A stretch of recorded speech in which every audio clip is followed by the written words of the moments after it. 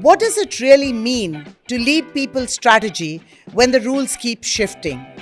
When you've worked across services and manufacturing, global multinationals and Indian conglomerates, and seen HR operate as a support function in one context and as the final decision maker in another, you begin to notice patterns that never show up in frameworks or playbooks. In this episode, I'm joined by Sandeep Girotra, a senior people leader with over 3 decades of experience navigating precisely these contrasts. This is not a conversation about trends or best practices.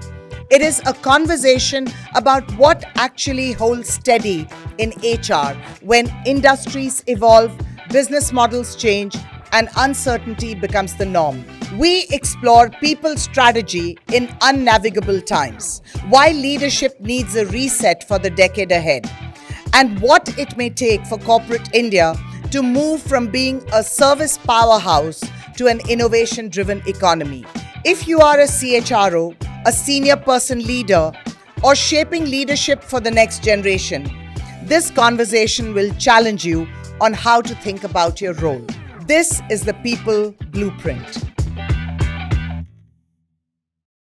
Welcome to the People Blueprint, where we explore the future of work through the lens of leadership, people strategy, and the choices that shape organizations over time.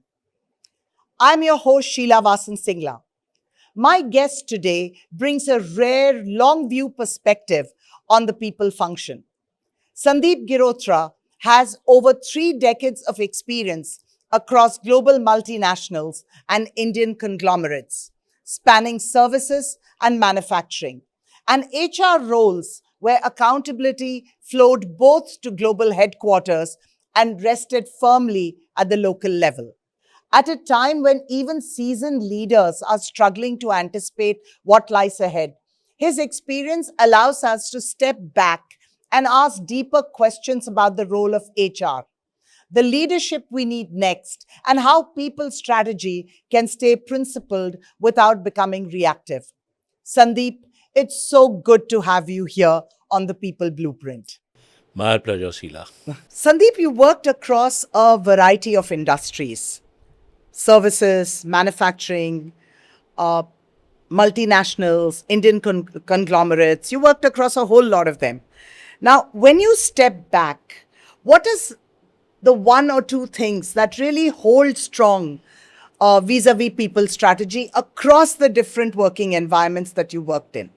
Look, I get asked this question many a times over, having worked in different geographies, different kind of companies, multinational, Indians, manufacturing, service. I've just realized one thing which has kind of kept the same is people want to know what's in it for me. Whether it is a BPO or a financial services company or manufacturing, I think finally it boils down to an individual. They want to look at what are they getting out of this deal. Now, it could be different for different people. So let's take an example of Ranbaxy. When I was there in Ranbaxy, R&D, research and development people, look, money is important for everybody, but for them it was different. Money is important, but we want to be recognized for the work that we do in terms of research. Set us for training programs, help us learn more so that we can add to our kitty as a researcher. Whereas banking could be very different. Financial services very different. It's all about bonuses and year-end bonuses. So largely you got to look at what makes sense for people. It could be different in different industries. So would you say that when you look at people strategy across industries, across timelines, across different contexts, what I'm hearing you saying is that we need to keep a pulse on what is it that people truly want? Absolutely. I think also the other piece that we didn't talk about was generation, different generation looking at different stuff, I mean, you go and ask people today as to what you want. Yes, money is important, there's no doubt about it. There's learning which is important, but they also want flexibility. Now, of late, I've started youngsters talking about purpose. They want to be associated to a company wherein there's a lot of purpose attached to the values and not really a job, a Interesting. business. Yeah. I'll give you an example. There was times when we used to go hiring on campuses. And if you are from, let's say, GE or any of those big multinational companies, you would get day one slots. I think things have changed now, wherein people are looking at different kind of companies coming in, and those kind of match with their value sets and purpose. So I mean, I have a young son, who's 21 years old, and he's not looking at brands. He's looking at where he would be able to add value. So he's looking at startups. I mean, if I would have told my father that I wanted to join a startup, he probably would have slapped me. I think that's a difference. The purpose of what the company does and my own purpose in that company, whether it resonates or not with it, is becoming far more important than a whole lot of other noise that is around. So let's come back to HR and HR professionals. Now, because of the way things are, people are really moving from one industry to another. Chances are that our parents would have been in one industry all through their life, but you yourself have moved across industries. What is it that an HR professional needs to do or have to be able to seamlessly move across industries? A lot of HR guys present, they do not understand business as well. Look, when you talk a different language than a business leader, you create a sense of suspicion in their minds as to what is HR doing. So it is important that you talk the language that the business guys understand. And the language of business is numbers. Very well said. And that stays common across industries. That stays common. Yeah, Every yeah. company has a balance sheet, every company has a P&L, every Yeah. company has a cash flow statement. Yeah. If you're not able to understand and read that, forget about understanding, even read that, I think you're missing the piece here. To be able to connect with the business first. What I've seen is that if you're able to do that, if you're able to get that connection established with the businesses, then a whole lot of this discussion around seat on the table and all that kind of vanishes. Because you have a seat on the table then. Once you have the seat on the table, then it becomes easier for you to influence the ecosystem to do what you want to do in HR. Otherwise, it's always going to be, trying to push something which people don't understand. It's always going to be an uphill task. And I'm so glad you're saying this because you know me for the longest time. Yes. And you know me when Chrysalis, the company I run, was one person, and that was me. Yeah. Very early, I realized that what we were doing was a waste of time because you could run a training program, get great scores, but nothing in the organization moved. What I found really worked well for us, which is why perhaps we've survived 31 years, is because I started talking the language of business. Absolutely. And the moment you talk the language of business, then business is willing to listen to you. Absolutely. Otherwise, business is like, do what you want in one little corner. Yeah. We don't want to really waste our time on it. No, absolutely. I keep hearing from CEOs and senior people, look, HR is equally important to finance and all that stuff. But the fact is that you got to earn it. That's right. That's and right. for you to earn it, you need to talk the language that people understand. Because if you talk alien language, they'll always treat you as alien. Yeah. As it is. So I think that would be my Yeah. one big piece. I think that's actually very, very valid. And I think to that, perhaps some understanding of how do various things link together and not just get stuck in the HR thing. For example, knowing about AI, knowing about geopolitics, knowing about what's happening in the world and how it's going to impact your operations. Absolutely. All that together, I think, becomes important. No, absolutely. I think that's, you said it right. If you continue to operate only with an HR lens, then you're not a business leader. Yeah. Because business is a...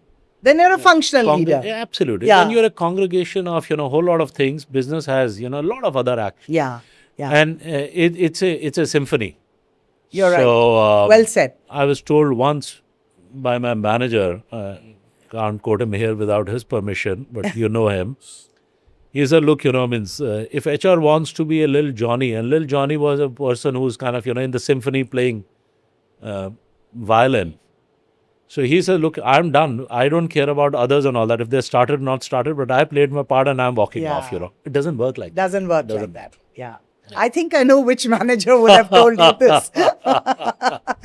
So, as you move from one context to another, what did you have to unlearn?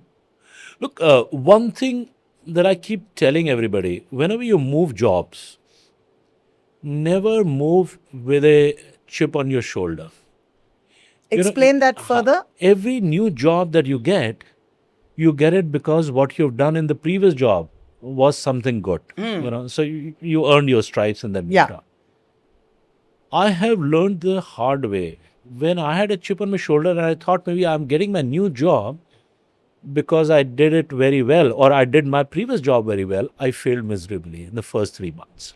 Because I didn't unlearn, I didn't get myself ready for the new job, understand the nuances of it, and I thought maybe the previous job is just a carry forward from there.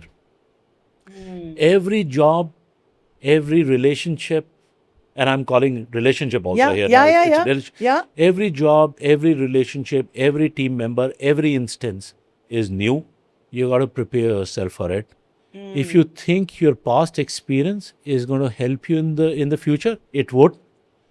But I think the relevance of that kind of fades away over a period of time. Unfortunately, in the environment that we are in today, it becomes even more accentuated because the life has changed and the world has moved so much that whatever that you've done, let's say 2 years ago, has absolutely no relevance what it is today. So, I think what you're saying is there has to be a certain amount of humility to say, I might need to restart, relook, reassess, and not just roughshod my way in saying, I have 20 years experience, I've done it before, so I'll do it again. So I would call it vulnerability. Vulnerability is something which will kind of keep you on your toes. And it may be different for different people. I don't know. It has worked for me. I'm not too sure it's going to work for somebody else. You got to assess it for yourself. But I've that's seen- worked for you. That's worked for me. Whenever you are vulnerable, Yeah. you ask questions, you seek answers. I mean, sometimes you learn more than what you're required. Yeah. But that's fine. Yeah, yeah, I mean, yeah, yeah. At least you're not learning less than what is required. Yeah. The second piece is understand the culture of people around you. I had a tough time when I moved from India to Japan in 2007. It was within the same company, but I had a tough time in Japan the first 6 months because the culture was very different. Yeah. So many times you may be extremely capable, but if you don't understand the cultural nuances, I think you'll fall flat on its face. And it's not necessarily just national culture. It can be even organizational culture. It is Yeah. everything. Yeah. It's let's for example in India, you work in a company which is or you're based in South versus based in North. North.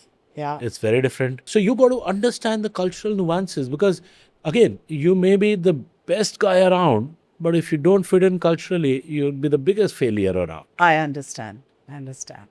So I would say business, culture, have vulnerability. I think if you have these three These things, have helped you. they kind of work well for you. Sandeep, a lot of CEOs, CHROs, basically the C-suite, is struggling because things are so unpredictable right now. You find that they are having to make decisions on information that may be incomplete. Now, in times like this, there is a danger that HR and people strategy can become very transactional because you're doing it for here and now. So my question to you is, how does HR navigate this entire people strategy, people business, when the times themselves are unnavigable? I would say, see, this is nothing new. Let's put it this way. Every block of 5 to 7 years, we've seen some dramatic shift in the economy, in the world order has happened. As recent as, let's say, 9/11. I mean, everybody thought that 9/11 has happened now, life is going to be totally reset. And it did. To a certain extent, it did. But then again, we came back to normal. A new normal got set. Leadership is all about ensuring that we continue to tide over these things by anticipating. I'm not saying predicting. by anticipating that may happen in the future. Now, why am I saying all that stuff? Is because the only thing which has kept us going and humanity moving and humans moving is resilience. We adapt. People who have not been able to adapt and are not resilient are the ones who have fallen by. I agree with you, Sandeep, that human beings are resilient. But the fact of the matter is that the rate of change has exponentially gone up. So it's not the kind of change that we had in all the cases that you've spoken about. And there were big events that happened. There was a financial crisis. There was a COVID. So it was event-wise. But today in the world, every single day, the ground is shifting beneath you. So my question to you is, in an environment like this, there is a danger that HR becomes extremely transactional. Let's look at today. What do we need to do today? Rather than the way HR used to be strategic. So what is your take on that? Look, I think, in fact, I would say that HR was much more transactional earlier than what it is today. Oh, interesting. Okay, Yes. so we're on two different sides. We're absolutely on two different sides. I'm reflecting back on about 20 years ago. I think HR was a lot about hiring, get the seats, bums on the table or bums on the seats. It was quite transactional because we were setting the foundations for the industry to grow. Again, 20, 25 years, a lot of multinational companies were kind of coming in. The first thing they would require is people, talent. So a lot of focus was on hiring. And I'm not for a minute also saying that hiring is only, hiring is transactional. Hiring can be strategic as well. But in the minds of business heads, this is transaction. Or I would say in the minds of the business head, it is strategic. In the minds of a HR head, It's it's transactional. Okay. Because, you can do it, in your sleep. Now, what do you do with that talent has become extremely important now. See, in the world today, capital has become available at a cost. Capital wasn't available, let's say, 25 years ago. Oh, not at all. I should know. 30 years I should know. Right. To raise capital was a bit of a challenge, quite a bit of a challenge. Today, capital is available. There are people who are ready to invest. Obviously, there's a cost attached to it. It is the talent and the right talent which is not available. Unfortunately, in some of the countries, including in India, as an example, our productivity is probably the lowest in the world. And why is it the lowest? It's because of the mindset, it's because of the skills, it's because of our own unwillingness to work. I think those are some of the fundamental strategic challenges that HR is facing today. How do I get more from the same? How do I get better from the same? And it's not about just hiring a call center agent and putting them on a call. It is, how do I get a call center to actually be churning out a little bit more volume or a little bit more cash than what, let's say, he or she used to be doing, let's say, 20 years ago. I think a lot of it is boiling down to productivity, sustainability, long-term. How do you upskill your talent for multi-skill jobs? AI is going to be coming in. I'm sure next question is all going to be about AI. Thank you for telling me that. AI is coming in. How do you use cognitive capability of people and not really a seat occupied by a human being? I think those are the strategic challenges that HR has now. And it's less about hiring, it's less about engagement, it's less about putting your arms around people, it's less about, giving them an emotional support. Take an example, youngsters these days, 15 years, 20 years, who are getting into the job in the next 4 or 5 years. They want meaning, they want purpose. And that's the role that HR will have to play in the years to come. How do you create purpose? How do you create meaning for those people? How do you create a business which is sustainable? And so on and so forth. I understand. I think it's a very difficult time for businesses because the way I see it is you need to think about the future. You need to keep in mind where is it that you're headed. But at the same time, businesses are coming under pressure, huge pressure. geopolitics, the way the world is changing, business models are changing, all that we've heard of. But the final outcome of that is businesses across the world are in pressure, are under pressure. What do you believe as human resources or people strategy are the non-negotiables even when a business is under pressure? It's as if I'm just telling my CFO. What is non-negotiable is we're still dealing with people. We're still dealing with human emotions. We're still dealing with discretionary efforts. I know businesses have always been in tough situation. There has never been a situation wherein, or a year, where in the beginning of the year, the business leader hasn't stood up on the town hall and said, look, this year is going to be tougher than the previous year. There's always been. And that's true. There's always That's been so there. true. Because the last few years have been just that. Every year, in the last 25 years of my life, every leader has got up and said, look, this is going to be tougher than the previous year. So I need more discretionary effort. Now, one is that. The second piece, which is non-negotiable, is the humanity in the human resources. Finally, that's really what it is. How do you ensure that you are, whatever that you may have to do, you still have to take tough calls,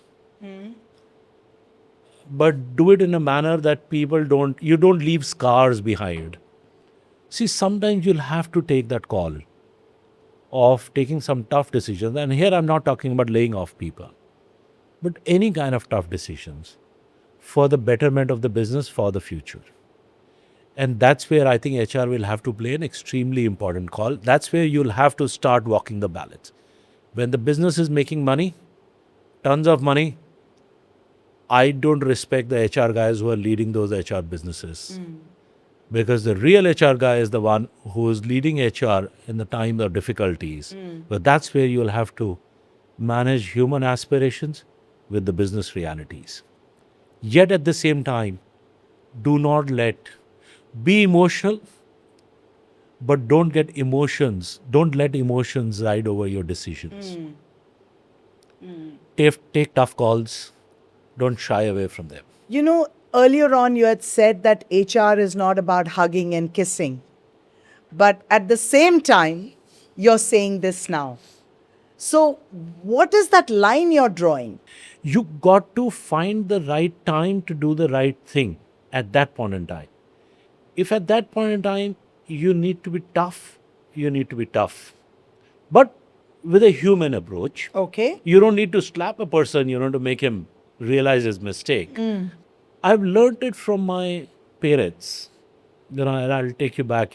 I remember when my father used to, let's say, scold me sometimes when I was young, There are multiple reasons that we produce for them to do that. And I always see that my mother would not jump in at that time. Father is scolding and, kind of, the mother jumps in and mother never used to do that. So I asked her many, many years later, I said, you never stood up for me.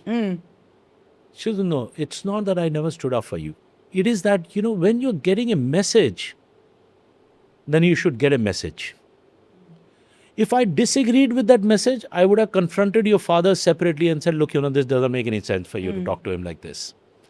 But once we have decided that message has to go like this, then I have to play part of that message. Because if I start then, on the other hand, start balancing the whole piece out, then it will leave you utterly confused with no purpose and end up being as devastated as probably you would have been. So that's the reason. And now that's my philosophy. But I'll have to go and ask my people whether it's worked well for them as well or not. Yeah, makes sense. Yeah. Makes sense. So you're saying the non-negotiable then is to take those tough calls if required. Non-negotiable has to be stay on course. Stay on course. Stay on course. Okay. If it requires to be tough, be Do tough. that. I read it somewhere wherein if you're flying a plane and you go through turbulence, how many times have you heard or you've seen a pilot come out of the cockpit and ask the crew members and the passengers, say, okay, we are going through Turbulence. Can you tell me what to do? Or let's discuss and let's sit together and let's talk about what to do. You don't expect leaders to do that. Leaders take charge. Good, bad, ugly, time would tell, whether you pass through turbulence or you crash. I write a lot about a concept that I've worked with called punk rock leadership. Punk rock was a music movement that started to push back traditional rock. Yep. A traditional rock came from very big studios, had a lot of funding. Punk rock was almost like a rebellion against that, where they took up a lot of social causes. They had a voice that they wanted to use against the establishment and way things were being done. Now, in this entire concept of punk rock leadership, I believe that the old ideas of leadership should take a beating. And we should really question the old templates. I want to question you about what you just said, that leaders should take charge and say, nobody, like the pilot doesn't come out and say, there's this problem, what do we do? In a crisis. In a crisis, right? But today's crises are so difficult to fathom that leaders need to come out there and say, hey, I don't have all the answers. Can we work on it together? So what is your take there? Perfect. Now, that's a segue into the next piece. I don't know if you're going to ask that question or not, but let me get into that. I was holding it back for some time. Leaders need to be prepared. Okay. So I have no problems in the pilot coming out and saying, look, we got to discuss what may happen. But that is not the time. The pilot, the leader has to prepare for that eventuality. Makes sense. Beforehand. Makes sense. And that is what makes leaders. Makes sense. So you're saying you can't fly a plane if you don't know how to handle a turbulence. That's absolutely. I hear you. And you should then anticipate. Your ability to, a leader's biggest quality in today's world is, Sheila, ability to anticipate, not predict. Prediction is Nostradamus. Absolutely. Nobody can predict. Yeah, and today you don't have data to predict into the future. Absolutely. You'd be a fool if you want to predict, because nobody can. Yeah. But you can still anticipate. You may go wrong, but at least the preparation will help you to stay on course. At least you prepared. Another example, many of the companies, many of expats, they go to, again, going back to my living days in Japan, the first day we landed, me and my wife and my kids, we landed in Japan. We walked into our house provided by the company. We walk in. On the left-hand side, we see a small room. And we were wondering, being Indians, we thought maybe this is a good room that we can make for our mandir. Puja room. But then we saw some stuff lying there, a small packet lying there with some water, with some cookies and all that stuff. And we realized maybe, look, these Japanese are so nice. They're welcoming us with cookies but then I realized, why only one pack of cookie and one, packet of chips and water, 2 bottles of water and all that stuff. I couldn't understand that, Later on, I asked people, who were expats there. They said, look, this is not a welcome kit for you. This is a kit for emergency, because Japan is so prone to earthquakes. In case if there's an earthquake that happens, then you'll have to, there's a designated place where you have to go, and so you carry this, at least it will survive you for a day. Interesting. That is anticipation. We don't do that, well enough. So leaders are all about, how well you anticipate, prepare for the future. If nothing happens, good enough, it's a money wasted, it's some time wasted. But if it happens, it's going to be life-saving for you. So would you say that a leadership reset is required as we approach the 2030s? Oh, no, absolutely. Absolutely. I think the leadership framework has to go through a lot of change. We got to be, going back to the question that you asked earlier, stop living in the past or stop living in the present itself. Forget about past, because if you live in the past, then, you're done and over with, might as well hang your boots and you retire. You got to continuously looking at what would work in the future. For example, digital. AI, how's your job can be done easily by somebody else, or somebody else who's not a living being, is you got to used to it. You get used to it. Your ability to, as I said, anticipate and not keep talking about this is how it used to happen in the past. And by the way, my learning is bullshit. I don't care what you learned in the past. My past experience is now becoming an intellectual arrogance. I Interesting. call many of the companies that are stuck in that frame of mind as institutional arrogant companies who believe what they have done in the past will keep them happy and successful in the future. And many of those companies have been wiped off from the face of this earth. I don't need to name them. Yeah. And you're so right, because I was also going to ask you about, in this reset where you said anticipation is a very big thing. In this reset also, there are two strains of thought that are coming to my mind. One is how good are leaders, especially in the Indian context, in fueling innovation. Because without innovation, I think we're really going to be out in the cold. And second, something that is very critical for innovation, and that is risk taking. As Indian leaders, are we willing to take risks, or are we very risk averse? So both these points I would love to discuss with you. That are we failing to create environments that allow for innovation using our old templates of leadership? And two, as leaders, are we taking the less riskier path to the future? Let me start this with a caveat. Okay? I hope this podcast does not go to any of my future employers. Okay. I don't intend to change in any case. But I feel traditionally, culturally, Indians are less risk averse. Risk averse. More risk averse. From a very long period of time, since we were kids, we were told, if I may change to Hindi for a minute. Please do. Wherein it says, utna hi pair phailao, jitni chadar ho. That is how we've been taught. Yeah, and that's how we've been brought up, right? We've been brought up like yeah, that. We were actually told not even to dream too big. Absolutely. I mean, Bahut bada mat sochna. That's very unfortunate, but maybe prudent at that point in time. But in our generation, we were taught that. Prudent. I think it is important that our generation stops and make it more contextual when we say the same thing to our kids. Because if we continue to pass on, that's the reason why I say, if I continue to pass on my learning from the past, then I'm creating duds. Yeah.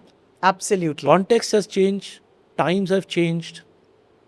So now go and explore yourself. Because if you don't take risk, then you're not failing. In GE, we were told that if you're about 60-70% ready, then shoot. Because that 100% readiness will never come. And who says that it's 100% ready? It's all in our mind. And we'll keep thinking for the right opportunity to come. It will never come. In India, we do arranged marriages. That's the biggest risk that one could take. But we still. Having said that, the moment it comes to business, the moment it comes to career, the moment it comes to new product innovation, we are so risk averse, as if heavens are going to fall. Coming to that point, which is innovation now, taking risk is the biggest quality that you have to have, which is associated with innovation. True that. The ability to handle failure. Your ability to handle failure is important. I mean, like what they say, Thomas Alva Edison failed 1,000 times before the bulb was invented. True. And only thing that we know is that he invented the bulb. But we don't talk about his failures. I was talking the other day to somebody, in fact only yesterday. There are about 21 odd thousand climbers who attempted Everest, to scale Everest. And about 13 odd thousand actually climbed. So about 55%, 56%, maybe a little bit, numbers here, there and all that, failed to do it. but we don't talk about them. We talk about only those who kind of, were successful in doing it. About 300 of them died while climbing up or coming down. But that didn't stop us from climbing.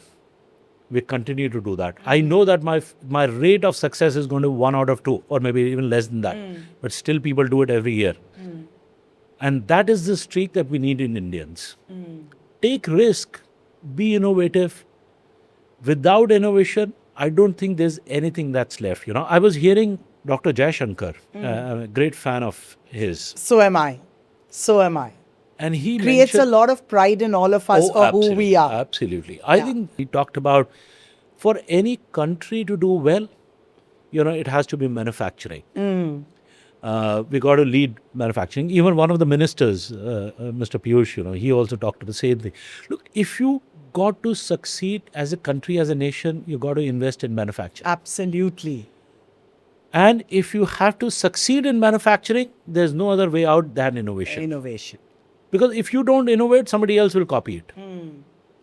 Look at China, what they've done today. Amazing. Last 10 years, we always thought China is going to be, quality of product, this, that, and all that. That's changed in the last 10 years. So coming back on the topic, risk taking is an important aspect for you to be innovative. Innovation is an important aspect for you being a manufacturing hub. And manufacturing is an important aspect for a country to succeed. And all these three things kind of, flow in together. I agree. And, you've said it so well because as have Dr. Jaishankar and Mr. Piyush Goyal, I think you've said it so well where you say manufacturing is really the backbone. We have really grown in the last 20 years as a servicing hub. Yep. But I think it's important that we also start refocusing on the manufacturing aspect. What the government of India is doing with Viksit Bharat and the push of Make in India, I think this is definitely the right direction. And that is what I call as visionary leadership and anticipation. Had it been somebody else, they would have said, look, we are very good in service industry, so let's focus on service itself. Focus. Yeah. But we know that, service will last to a certain extent. It has to come at the back of something. And I agree. The back of something is actually manufacturing. And I think for the past decades, we have focused on manufacturing to fuel our requirement. Absolutely. But now we need to see how we can fuel the world's requirement. India itself is a good market, but at the same time, there's an unserved market outside of India which we can serve. And I think we should definitely play in that.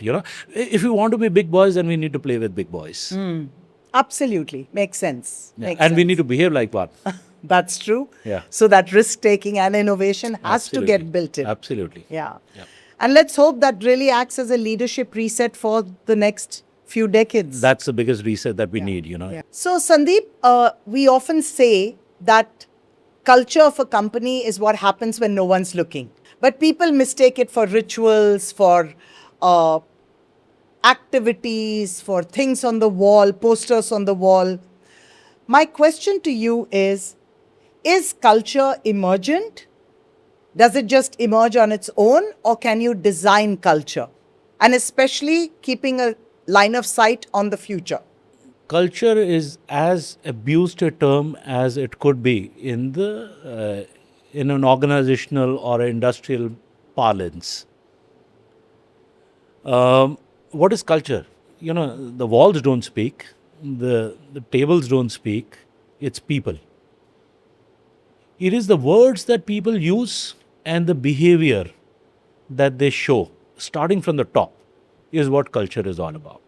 That's the cliched definition of culture, the way we look at it. And if it is so, then does it come automatically or it is intentional? I think it's both.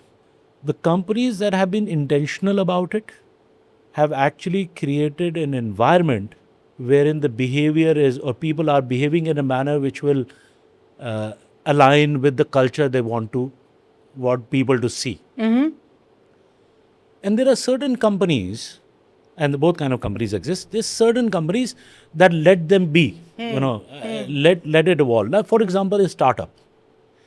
a startup, I don't think the startup guy who is a graduate from an IIT or an IM would be very concerned about, and again, it is a controversial topic, but not all of them, very concerned about what culture do I need to build.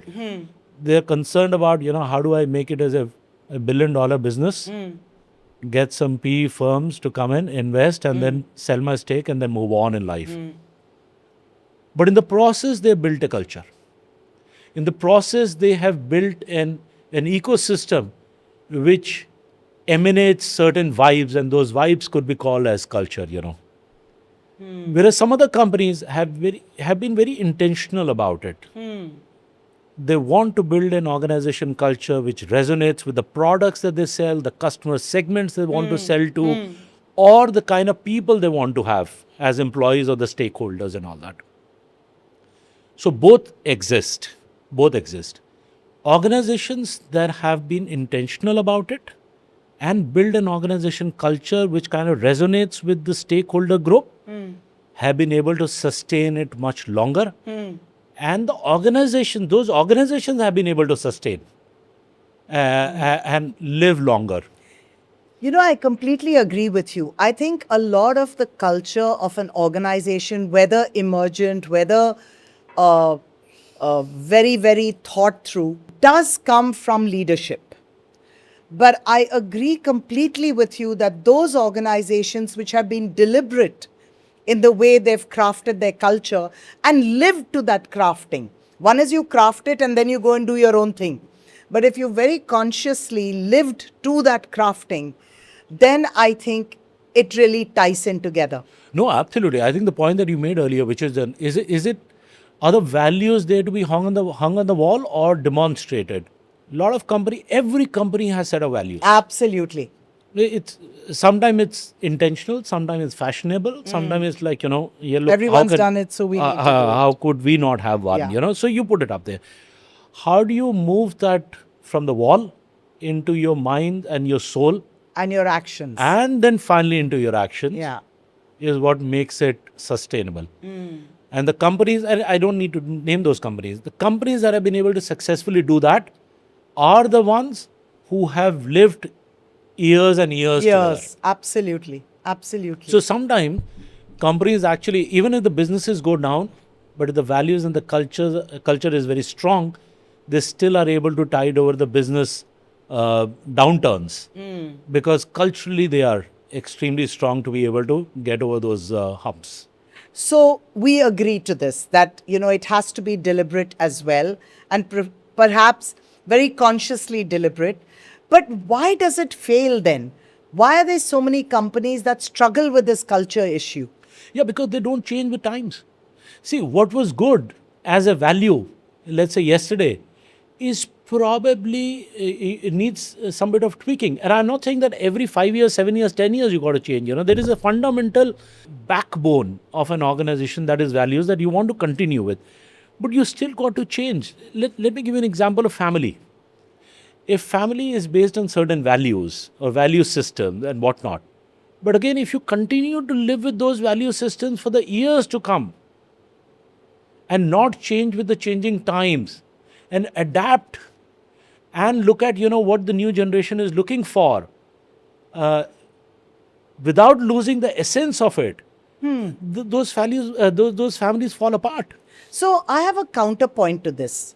My counterpoint is that your values may not change over years. Right. But the way that your processes change, or the way that you start adapting to a newer world, that may change. But do you say that the reason why cultures are not able to get embedded is because they're not willing to let go of old values?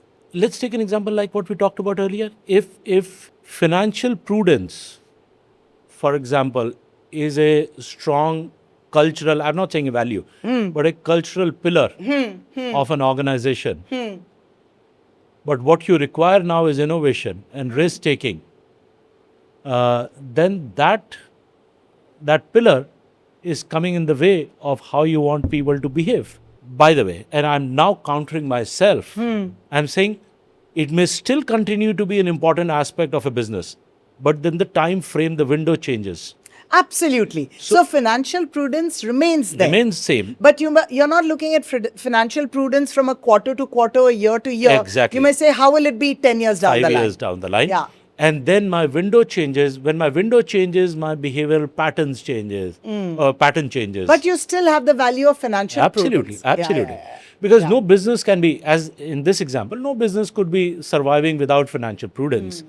Because you're not a NGO. You're not a risk taking organization. You are still an organization that has to make money. So how a value is getting manifested in a behavior in the context of the time frame or times that you live in will have to continue to change. And because perhaps we are either changing too fast or we are not changing at all, the culture is not getting embedded. So, and because you have not explained it to people. Now, for example, you say, take the same example forward, financial prudence is an important value. It's hung on the wall. But then you're not gone ahead and told people what it means. How do you want people to behave, in what manner to be able to display that value? I understand. And it changes. And then again, it could be different from top level to the junior levels and all that. It could be very different. If I go and ask the junior person to say, look, your biggest value is going to be financial prudence, and you got to, every action that you need or you take has to have a justifiable, finance, reasoning. The guy has no authority. He has no delegation, no authority, no money to spend. He says, "Bhai, mere ko kya bata rahe ho?" Who am I to do that? So the degree of that also kind of changes from top to bottom. Changes. Let's talk about this multi-generational workforce. Our HR policies and systems seem to be built for people who started work in the 90s, our generation. Yeah. But what millennials and Gen Zs need is something very different. How do you think that HR leaders today should keep pace with a younger workforce? Because I think somewhere along the way, perhaps we're not doing that. I love this topic, and I would make enough and more controversial statements here that my fraternity Like you may haven't not like. made any already. The first controversial statement that I should make here is that people who started their careers in 90s in HR should hang their boots and relax at home. You do realize this is you and me. Of course. Because if I'm not able to change, like what I said earlier, if I'm continuing to thopo whatever that I have done in the past to the next generation and all that, I'm actually doing a disservice to them. Forget about making any more contribution. I'm actually creating more issues for an organization. So if I'm not able to change, just hang my boots and say, look, think about it. A 55-year-old guy trying to create a policy which suits a 25-year-old kid. Yeah, just doesn't make sense. It's a big one. Unless I have kept pace, unless I have surrounded myself with those 25-year-old kids to be able to tell me, hey, Sandeep, what you're doing is wrong. And if I don't have the courage to listen to those people and change my behavior and continue to work with that arrogance that I said earlier, then I'm actually doing disservice to the organization. And I think sometimes we are doing disservice Absolutely. to a larger workforce that comprises of younger people. Bilkul. I think sometimes between you and me, and I may say something controversial here, is that I think sometimes we're in la-la land. We have no idea what younger people want. Totally. And we are very quick to dismiss them, saying, they're entitled, they don't know what they want, they don't have stickability. But maybe it's time for us to really step back and say, what do we need to do differently? Totally. I mean, look, just because it's an employee who is salaried and who's been employed by a company, you can't take him or her granted. Whereas when it comes to your own house and you have a 21-year-old kid, try to do the same thing with him. Yeah, absolutely. He's going to look at you and spit on your face and move away. Absolutely. And you won't be able to do a shit about it. Absolutely. You're spot on. Absolutely. So sometimes when you say, look, now kids have grown up, so I don't interfere in their life, apply the same logic to your work as well. You know, we were talking earlier about innovation, about risk taking. I feel HR has a very large role today to really nation build. Oh, Because the way we carry ourselves in our microcosms of organizations, we can impact a larger universe, and that universe being India. What's your take on that? So point number one, what is a nation? Nation is not a piece of land. It's an amalgamation of people and cultures and diversity. So when it is people, HR comes into play. Because you are influencing people, in some way you're trying to influence the behavior.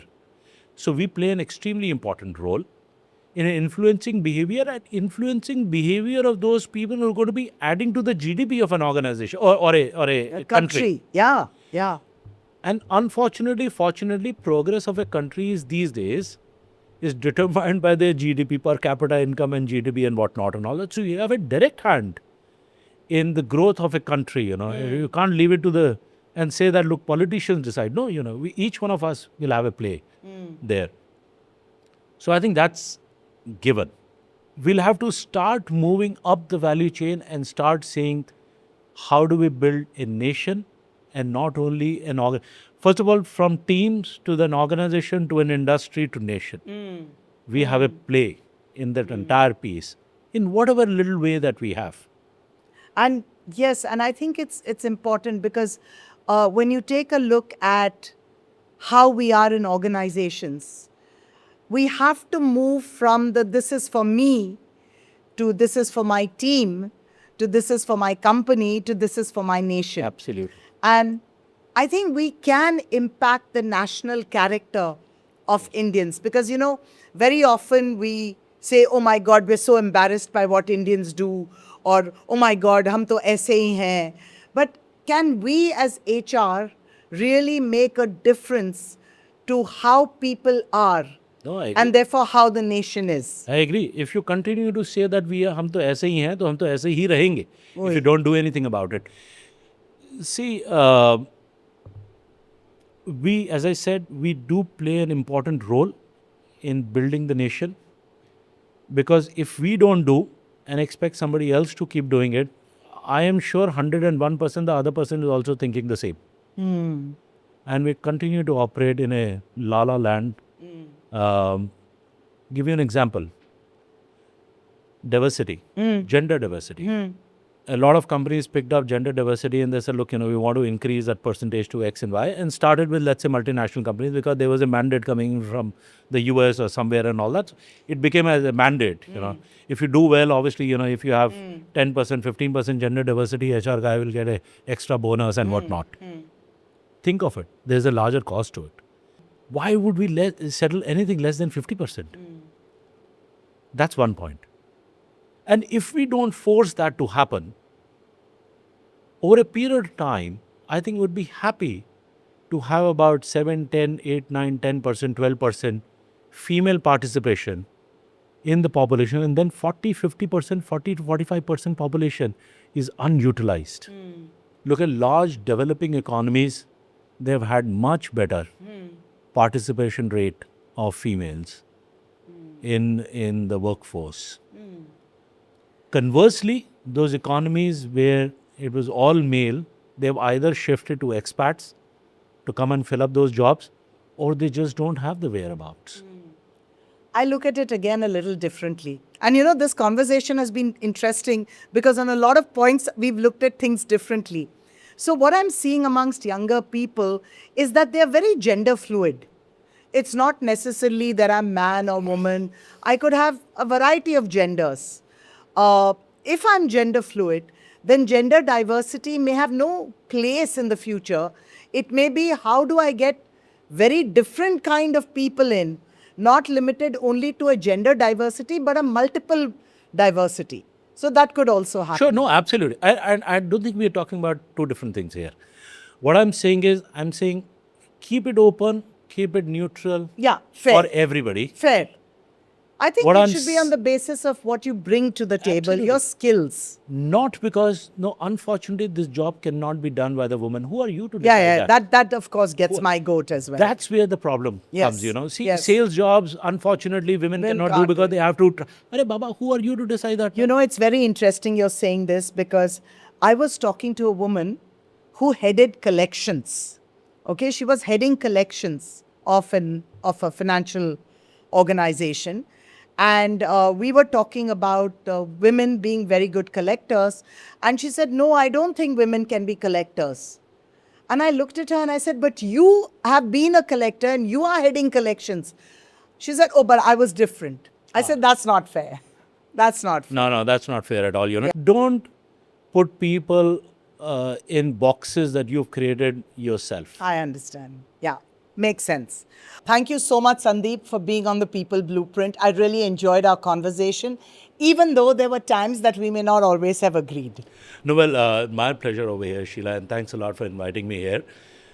Always fun to have an interaction when people don't agree. That's true. This conversation had range from cross-industry people strategy to leadership anticipation to the deeper question of what corporate India needs to build.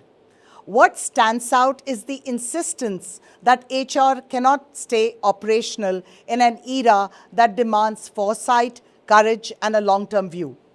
To everyone listening, in a world where the road is changing beneath our feet, the future belongs to leaders who can anticipate, innovate, and build ecosystems where others can move faster than them, safely.